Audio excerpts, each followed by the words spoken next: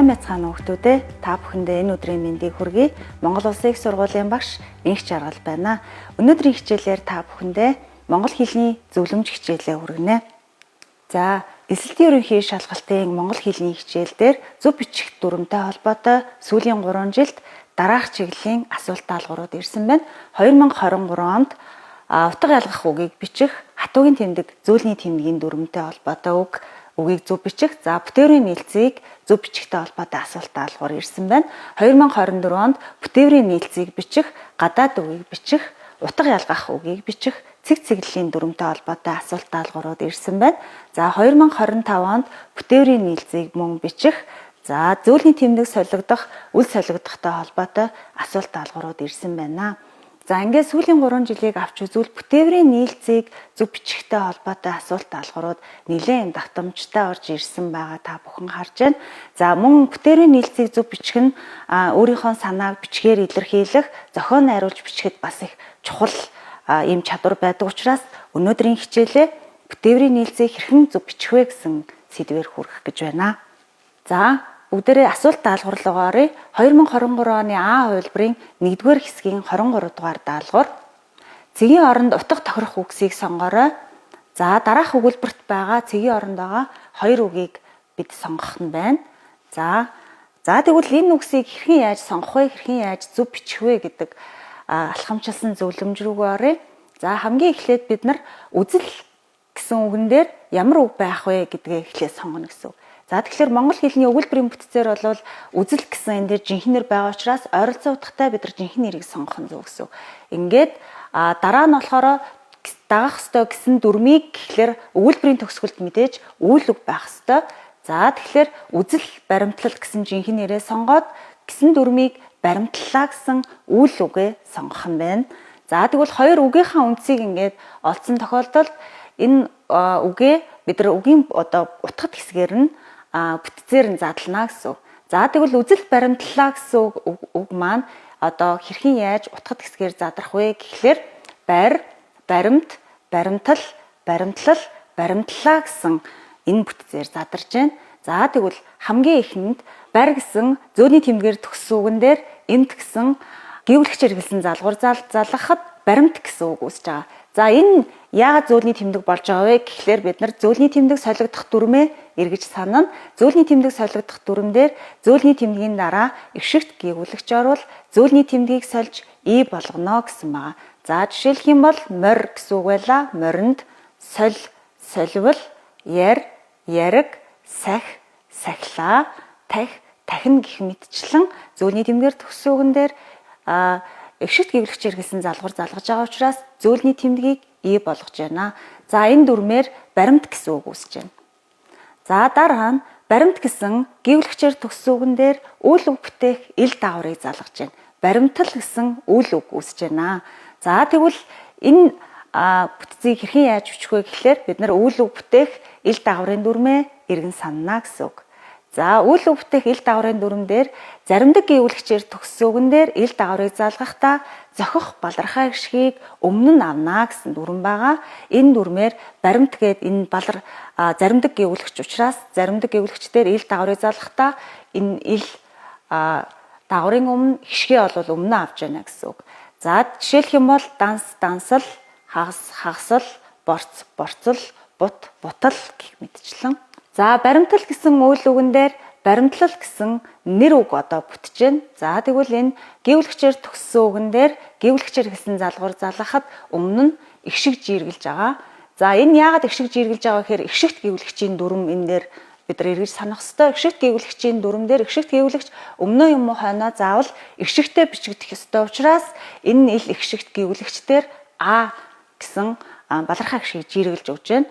За энэ баримтлал гэсэн үг үүсгэхэд мөн ямар дүрм байна гэхээр гэгт гişгийн дүрмээр бичигдэж байгаа. За гэвлэгчээр төгссөн үг нь гэвлэгчээр хэлсэн залгуур залгахад өмнө нь эгшиг жииргэлвэл гэдэг маань энэ балархай гişгийг жииргэлвэл мөн үгийн гэдэг маань баримтлал гэсэн үгийн гэдэг энэ үгийн а гэсэн балархай гişг нь гээгдэж бичиж байна. За жишээлх юм бол бусад гэсэн үгэн дээр д залгахад бусдад, нөхөд, нөхдөд, боловсрал гэсэн үгэн дээр яг энэ дүрмээр залгагдаж бичиж байна.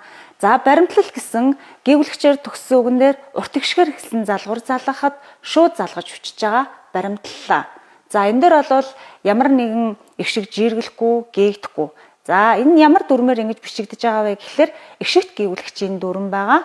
За ихшигт гэвлэгчийн дүрм буюу М, Н, Г, Л, Б, В, Р гэсэн энэ 7 гэвлэгчдээр гэвлэгч маань өмнөө юм уу хойноо аль тод хилэгдэх талдаа заавал ихшигтэй бичигдэнэ. За тийм учраас энэ ил ихшигт гэвлэгчийг балархаа ихшиг маань ихшигжүүлж байгаа учраас гээхгүйгээр шууд залгаж бичнэ гэсэн үг. За мөн балархаа ихшигийнхаа бид нар үүргийг бас энэ тохиолдолд эргэж санана. Балархаа ихшиг маань ихшигжүүлэх, зөөлрүүлэх, ялгах гэсэн үндсэн 3 үүрэгтэй. За яг энэ үгэн дээр бол ихшигжүүлэх үүрэг байгаа учраас гээхгүй бичгэнэ. За дараагийн алхам 3 дээр бид нар сая жинхэнэ нэрийнхаа бүтцийг олчихсон. За хэрхэн яаж бичих вэ гэдгээ дүрмээ тайлбарлчихсан. Одоо үйл үг буюу дүрмийг баримтлалаа гэсэн үйл үгийнхаа бүтцийг бид нар эхлээд тогтооно. За баримт, баримтал. За тэгээд баримтал гэсэн үйл үндсэн дээр баримтлалаа гэсэн өнгөрсөн цагийн нүслийг залгаж бичсэн байна. За тэгвэл түрүүн бидний ярьсанчлан зөөний тэмдгээр төгссөн үгэн дээр ихшигт гэвлэгчээр хэлсэн залгуур залгахад зөөний тэмдэг нь И болж гээгдэн гэсэн дүрмээр баримт гэсэн үг маань үүсэж байна. За мөн баримтал гэсэн бүтэц маань заримдаг гэвлэгчээр төгссөн үгэнд үйл үг бүтээх ил дагаврыг залгахдаа ишгээ өмнө авна гэдэг дүрмээрээ баримтал гэсэн үг үүсэж байгаа. За баримтал гэсэн гэвлэгчээр төгссөн үгэнд лаа гэсэн мэдэгдэж өнгөрсөн цагийн нөхцөлийг залгахдаа баримтлалаа буюу шууд залгаж бичиж байгаа. За энэ бол гэвлэгчээр төгссөн үгэнд гэвлэгчээр хэлсэн залгуурыг шууд залгаж бичиж байна. Энэхүү асуултын маань зөв хариулт маань юу байна гэхлээр үзэл баримтлалаа хувилбар буюу үзэл баримтлалаа баримтлалаа гэсэн жинхэнэр үйл үг хоёрын бүтц маань энэ хувилбар дээр зөв байна. За бусад хувилбарыг харъя. В хувилбар дээр баримтлалаа гэсэн жинхэнэ нэрийн бүтэц дээр энэ үйл үгийн зөв хэлбэр нь энд явж байгаа. За баримтлалаа гэд энэ бол яг нөгөө жинхэнэ нэрийн бүтэц нь үйл үгэн дээр энэ хоёр байран солигдсон учраас V хувилбар бол биш байна. За C хувилбар дээр үзэл баримтлаа гэд жинхэнэ нэрийнх нь үндсэн тэр чигээрээ өөрөө буруу байгаа учраас энэ бол бас биш. За баримтлалаа гэсэн үйл үг нь бол зөв байна. За үйл үг нь зөв байгаа ч жинхэнэ нэр нь буруу байгаа учраас C хувилбар биш байна. За D хувилбар дээр үзэл баримтлаа гэд мөн жинхэнэ нэрийн бүтц нь бол үндсэн тэр чигээрээ буруу байгаа учраас за энэ хувилбар биш байна.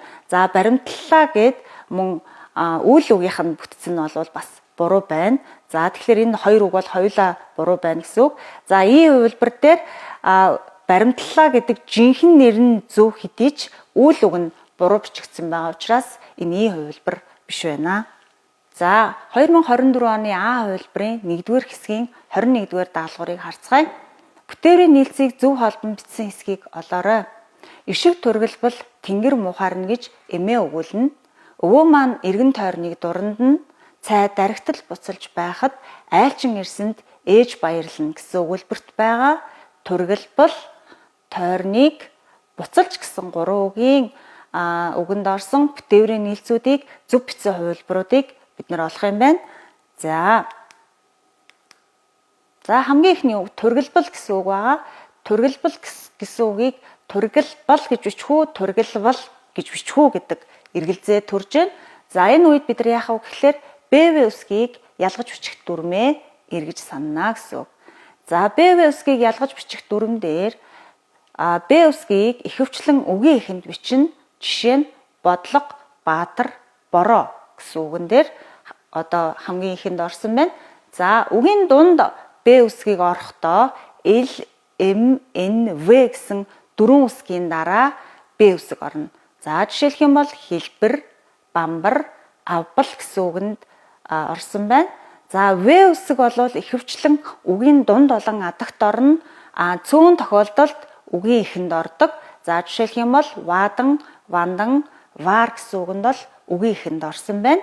Хавв, харав, хөвөвч гэсэн үгэнд бол үгийн дунд олон адагт орсон байна.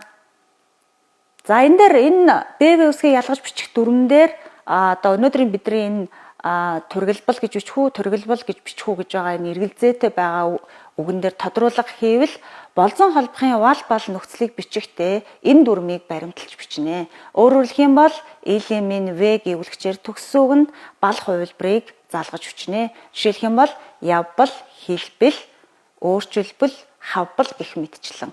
За тэгвэл энэ дүрмээ баримтлах юм бол тургил бал гэж бичих нь зөв байна. За энэ БВ үсгийг ялгаж бичихтэй холбоотой бас бусад холбогдож байгаа дүрмүүдийг бас товчхон дурдъя. За нэр бүтээх бар дагаврыг залгахдаа мөн энэ дүрмийг баримтлана. Өөрөөр хэлбэл Л, М, Н, В гэвлэгчээр төгссөн үгэн дээр бар гэсэн хувилбарыг залгаж бичих нь байна. Жишээлх юм бол хөтөлбөр, хувилбар, сээлбэр, талбар гэх мэтчлэн. За мөн асуух үгэнд ордог БВ-г ялгаж бичихтэй мөн элемент В гэвлэгчээр төгссөн үгэнд Б хувилбарыг нь залгаж бичих нь байна. За хэр хол Б, ямар өндөр уул Б, энэ хэний алин Б гэх мэтчлэн. За дараагийн үг бол тойрныг гэсэн үг байгаа. Эргэн тойрон. За тойрон гэсэн гэвлэгчээр төгссөн үгэн дээр И гэсэн урт гიშгэр гэсэн залгуур залгахдаа гээгдэж бичих үү, балархаа гიშг нь гээгдэхгүй юу гэдэг ийм эргэлзээ төрж байгаа.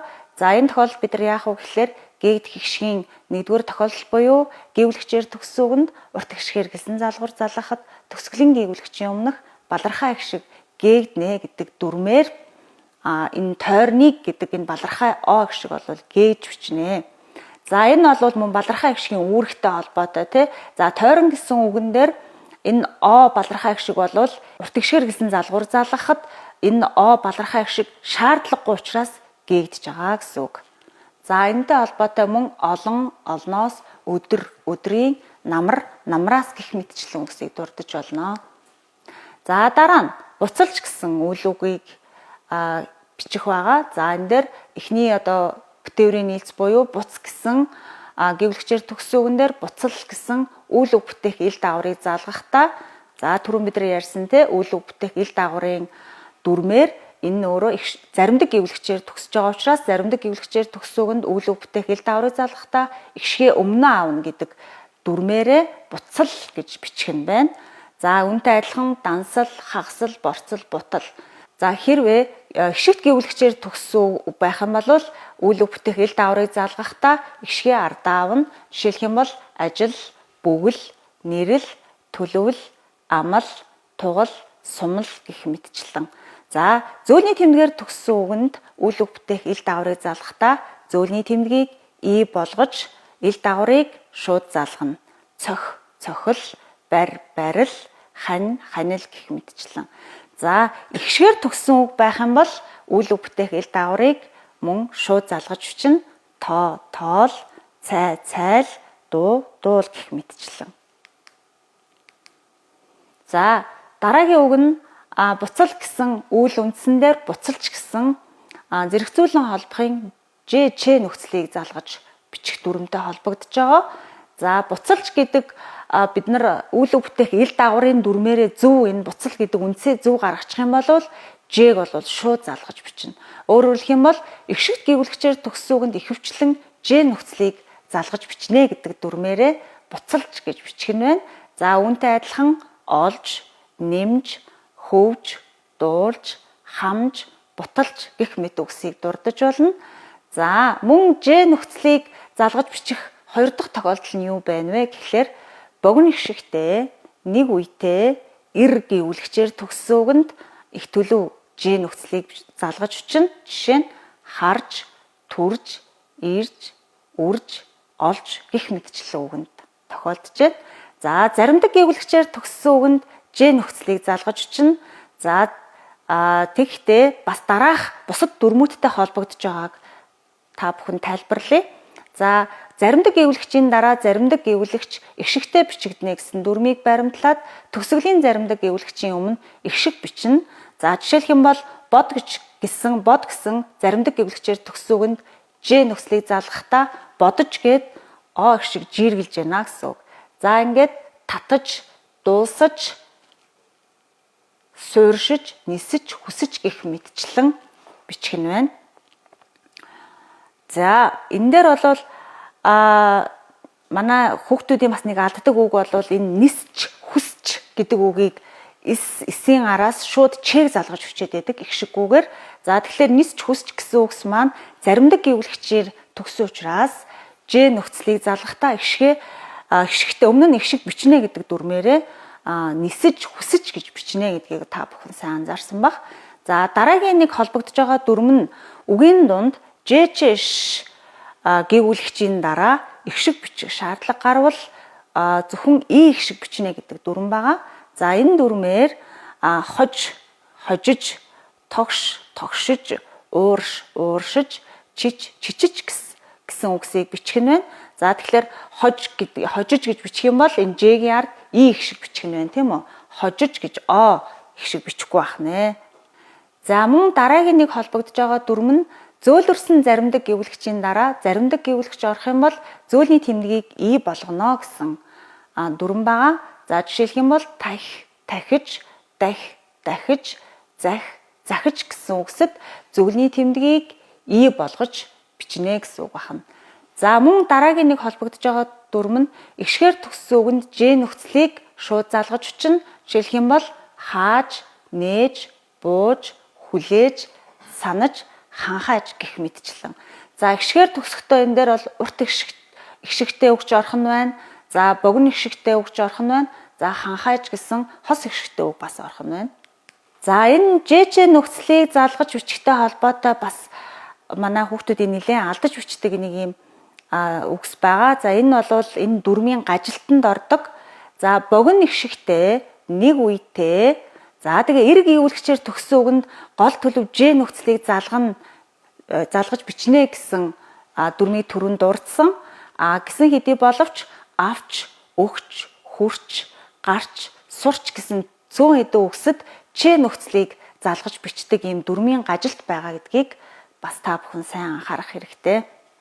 За энэ дүрм дээр мөн тодруулга хийхэд энэ дүрмийг бид нар эсхэ гэвлэгчийн дараа тэч гэвлэгчийг ихшиггүй бичнэ гэсэн дүрмтэй бас андуурч бичдэг ийм тохиолдол байдаг. Жишээлх юм бол нар тусч, талах зүсч, тэнгэрт нисч, давс уусч гэх мэтэр буруу бичдэг.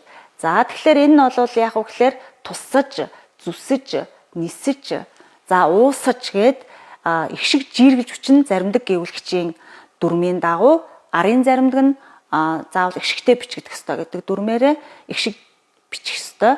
За заримдаг гэвлэгч ихшигтэй бичигдэх дүрмийн гажилт дээр заримдаг гэвлэгчийн дотроос эсхэ гэвлэгчийн дараа тэч үсгийн өмнө олвол хойно ихшиг бичиж ихшиггүй орно гэсэн ийм дүрм байдаг. За эдгээр үгсэд ямар үг орж байгаа вэ гэхээр тусд, түүхч, усч, түүхч гэх мэтчлэн голдуу нэрээс тэмдэг нэр бүтээж байгаа ийм үгсэд орж байна. За зэрэгцүүлэн холбох Ж нөхцөлийг зөв бичихтэй Ч нөхцөлийг нь хэрхэн яаж ямар тохиолдолд бичих үү гэхлээр урт ба хос ихшигтэй нэг үетэй. За тэгээд эрг ивүүлэгчээр төгссөн үгэнд Ч нөхцөлийг бичнэ. За жишээлх юм бол хөөрч, буурч, цоорч, төөрч, таарч, үүрч, тийрч гэх мэтчлэн үгсэд орж байна. За мөн хоёр үетэй эрг ивүүлэгчээр төгссөн үг байх юм бол Ч нөхцөлийг залгаж бичнэ. Жишээлх юм бол бутарч, татарч, хагарч, сэгсэрч, хугарч, угсарч гэх мэтчлэн. За хоёроос дээш үетэй эр гэвлэгчээр төгссөн үг яах вэ гэхлээр мөн адилхан Ч нөхцөлийг залгаж бичнэ. Удааширч, боловсрч гэх мэтчлэн. За тэгвэл асуулт даалгавар руугаа эргэн оръё.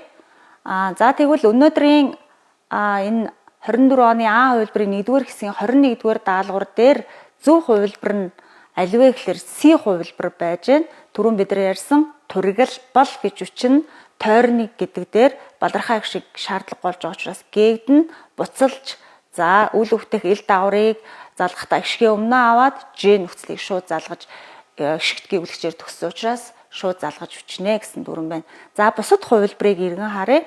А хувилбар дээр тургилбал гэдэг үйл үг зөв бичсэн байна. Гэсэн хэдий ч 2 дугаар тойрныг гэдэг жинхэнэ нэрийг балархаа шиг гээж хүчээг учраас буруу байх нь. За буцалж гэдэг үйл үг нь бас буруу байна. буцал гээд үйл үг бүтээгэл дааврыг өмнө авч бичих ёстой. За V хувилбар дээр тургил бал гээд бал нөхцөлийг залгаж бичих ёстой байсан. Энэ дээр бол буруу бичсэн байна. За тойрны гэдэг жинхэнэ нэр нь зөв бичсэн байна. За энэ дээр 3 дахь буцалж гэсэн үйл үг нь зөв бичсэн байна. За эхний үг нь буруу учраас V хувилбар биш байна. За D хувилбарыг харъя. Тургил бал гээд мөн үйл үг нь бал хувилбарыг авах ёстой. За энэ буруу байна. За тойрны гэдэг балархаа шиг гээх ёстой байсан. Энэ буруу байна. Буцлаж гээд мөн үйл үг нь буруу байна. За тэгэхээр D хувилбар дээр бол 3 үг гуруула буруу байна.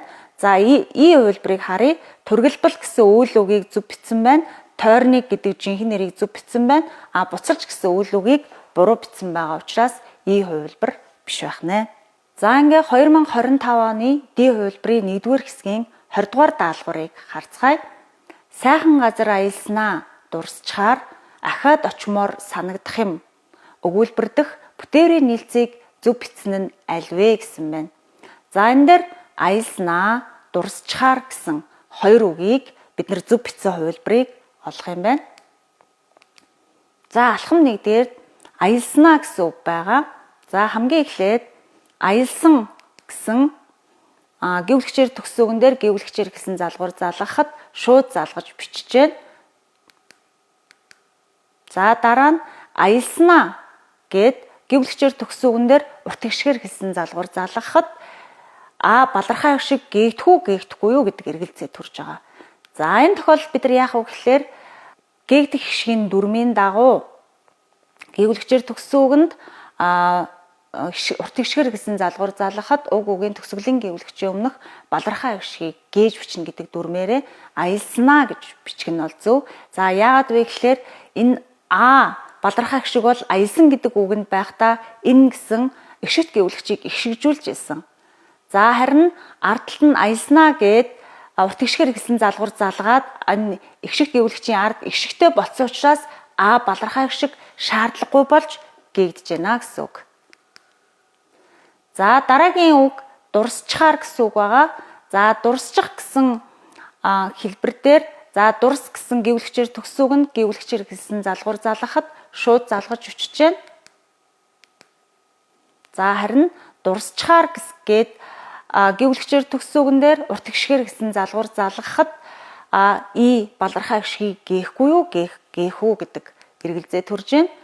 За энэ дээр бид нар юуг анхаарах ёстой вэ гэхлээр бүр мөсөн үлдэх байдлын чих болон ирээдүйн цагаар тодхон холбох нөхцөлийн нийлэмж байх зарим тохиолдол байна. За эсвэл зарим тохиолдолд бүр мөсөн үлдэх байдлын чих дагавар дангаараа бас байгаа ийм 2 нөхцөл байгаа. За энийг бол бид нар ялгах ёстой гэсэн үг. За хамгийн нэгдүгээрт нь чих бүтээврийн араас тийм ялгалын нөхцөл орсон бол энэ хээг үйл үгийн хээ гэж танина. За өмнө нь бол байгаа балархаа гişгийг гээж бичихгүй байх нэ. За энэ тохиолдолд чих гэсэн дагаврыг бүр мөсөн үлдэх байдлын чих дээр нэмэх нь үйл үгийн хээ нөхцөлийн нийлц гэж ойлгоно. За тодруулбал чих дээр нэмэх нь хээ гэсэн ийм нийлмэл бүтээвэр байж яснаа нэг дор 2 ижил авиа үсэг юм уу те нэг дор орох юм бол нэг нь хасагддаг эсвэл нөгөөх нь ондоошдог. Энэ үзэгдэл хилний үзэгдлийн дагуу хээ гэсэн нэг хээ нь бол хасагдаад чих гэсэн хэлбэртэй болсон байна. Жишээ нь ундчихыг сурчхаар бодчихыг гэсэн үгэн дээр энэ үйл нэрийн хээ буюу үйл үгийн хээ байгаа учраас өмнөх балархаа гişгийг гээхгүй гэдэг дүрмээрээ энэ балархаа гişгүүдийг гээхгүй байх нэ. За энэ үгсийн бүтцийг харуул үлдэхийн тий алгал, заахын тий алгал, заахын тий алгал гээд нэр үгийн тий алгалын нөхцлүүд орсон байна. За дараагийн хэсэг үг нь чих бүтээврийн араас үйл үгийн нөхцөл орох юм бол энийг бол үйл үгийн ирээдүйн цагаар тодтхон холбох хээ нөхцөл энэ үгэнд байхгүй байна гэж үзэх нь байна. За тэгээд бүр мөсөн үлдэх байдлын чих дагавар уг үгэнд дангаараа байна гэж танина. За чих дагаврын араас хэрвээ нэмж залгуур залгах юм бол өмнөх эгшиг нь бол үүрэгтэй байх юм бол гээхгүй үүрэггүй бол гээж үчнэ. За жишээлх юм бол тоглож хоод суралцчихаасай явчхаараа гэх мэт үгсийн бүтцийг харуул тоглож хоод гээд ад үлийн нөхцөл байна. Суралцчихаасай аасай үлийн нөхцөл аарай үүлийн нөхцөл байгаа учраас өмнө нь байгаа энэ чих гэсэн бүтэц бол дангаараа бүр мөс үлдэх байдлын чих давар байгаа учраас өмнөх балархаа их шиг буюу ийг шаардлагатай болвол гээхгүй, шаардлагагүй бол гээж хүчнэ гэсэн үг. 25-ны Д хувилбарын 1-р хэсгийн 20-р даалгавар дээр И хувилбар нь зөв байна. Аялснаа гэд аялснаа гэсэн үгэн дээр байгаа балархаа их шиг бол үүрэггүй болж байгаа учраас гээгдэж өчнө. За дурсчаар гэхэд энэ үлдэхийн ялгал буюу нэр үгийн нөхцөл байгаа учраас энэ дурсчих гэсэн үгэнд бол үлд нэрийн хээ байгаа гэж үзээд өмнөх балархаа их шигийг гээхгүй бичих. Энэ хоёр хувилбар нь зөв байна. За бусад хувилбарыг харцгаая. За аялснаа гэд эхний үйл үг нь зөв бичсэн хэдий боловч дурсчаар гэсэн үгэнд байгаа И балархаа их шигийг гээж бичсэн учраас буруу байна. За тийм учраас А хувилбар биш. За В хувилбарыг харъя. Аялснаа гэдэг эхний энэ үйл үг маань тэр чигээрээ үндс нь бол буруу байна. Дуудлагаараа ингэ бичсэн үг байна те. За дурсчаар гэд мөн хоёр дахь үйл үг нь буруу бичигдсэн балархаа их шигийг гээхгүй байхыг гээж бичсэн учраас энэ бол буруу байна. За С аялснаа гэсэн эхний үйл үг нь балархаа их шиг нь гээгдэж бичих ёстой байсан ч энэ гээгээгүй учраас буруу байна. За дурсчаар гэсэн үйл үг нь бол хоёр дахь үйл үг зөв байна. За Д хувилбар дээр аялснаа гэсэн мөн одоо энэ дуудлагаараа те бичсэн үгийн үндсэн тэр чигээрээ буруу байна. За дурсчаар гэсэн үйл үг нь зөв бичсэн хэдий ч энэ нэг үг нь буруу байгаа учраас энэ Д хувилбарыг сонгохгүй байх нэ. За тэгвэл бүгдээрээ харчихыг гэж бичих үү, харчихыг гэж бичих үү? Харчхаараа гэж бичих үү, харчихаараа гэж бичих үү? Балархаа их шиг гээгдэхгүй гэдгийг энэ хоёр тохиолдол дээрээ дахин авч үзье. За тэгвэл харчих гэсэн үгэнд байгаа И бол Ч заримдаг гэвлэгчийн арын заримдаг гэвлэгч буюу Хээг ихшигжүүлэх үүрэгтэй байсан.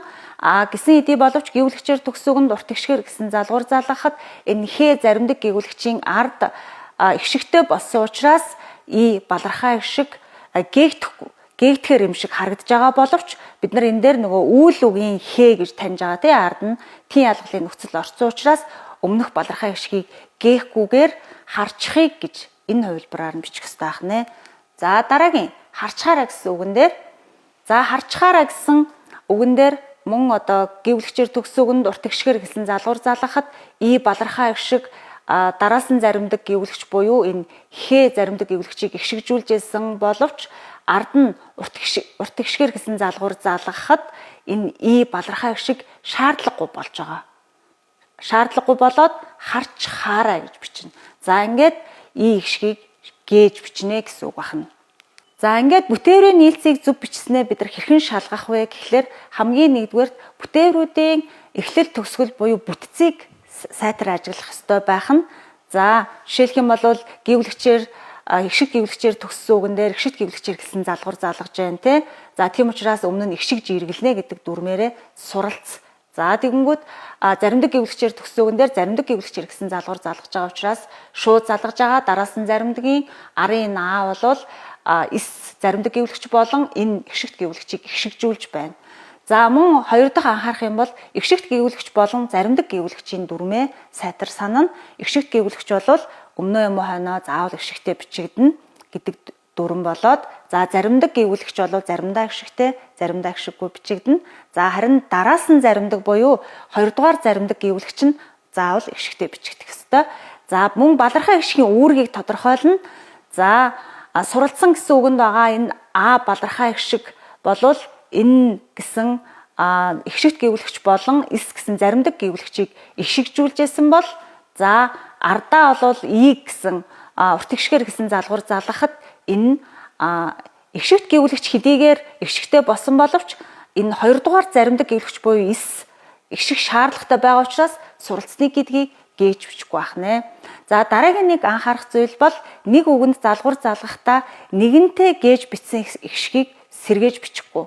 Жишээлх юм бол суралцагчд гэсэн үгэн дээр суралцагчдад гээд гэвлэгчээр гэсэн залгуур залгахад энэ дээр бол яаж яах гэхээр дараас нь заримдаг дээр ихшиг шаардлагатай байгаа учраас энэ дээр их шиг жиргэлж байгаа. За харин энэ и балархаа их шиг шаардлагагүй болж байгаа учраас гээгдэж байгаа. За ингээд гэвлэгчээр төгссөн үгэнд гэвлэгчээр гэсэн залгуур залгахад өмнө нь их шиг жиргэлвэл мөн үгийн төгсгөлийн өмнөх гэдэг нь энэ сурагчд гэдэг үгийн энэ дэгийн өмнөх и балархаа их шиг гээж хүчнэ гэдэг дүрмээрээ сурагчдад гэж бичиж байгаа. За сурагчдад гэсэн үгэн дээр гэвлэгчээр төгссөн үгэн дээр уртгшгээр гэсэн залгуур залгахад шууд залгаж бичиж байгаа. Энэ дээр бол яг хөглөр и гэсэн өмнө нь нөгөө сурагчд гэсэн үгний ч д хоёр заримдаг гэвлэгчийн дундлын энэ и балархаа ишгийг сэргээж бичихгүй байх нэ. За ингээд анхаарал хандуулсан та бүхэндээ баярлалаа. Та бүхэнд амжилт хүсье. Баяртай.